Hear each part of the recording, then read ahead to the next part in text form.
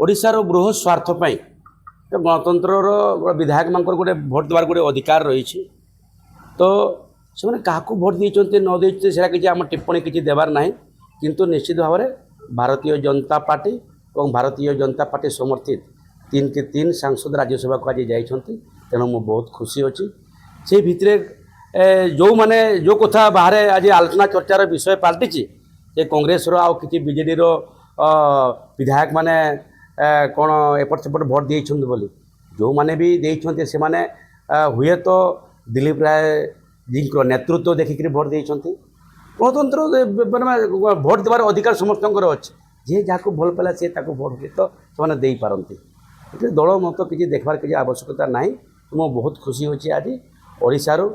4 जन राज्यसभा को दिल्ली जाइछन्ति मध्यरु भारतीय जनता पार्टी को जी ओडिशा प्रदेश रे सरकार को जी आनिछन्ति माननीय राज्य सभापति मनमोहन सामल जी से जाइछन्ति सुजीत कुमार जी जाइछन्ति राज्यसभा को एवं तांकर दुई जनकर नेतृत्व दिल्ली दरबार बहुत भल अच्छी एवं दिलीप राय जो जाइछन्ति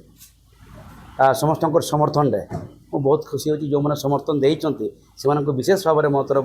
बहुत बहुत धन्यवाद। Thank you.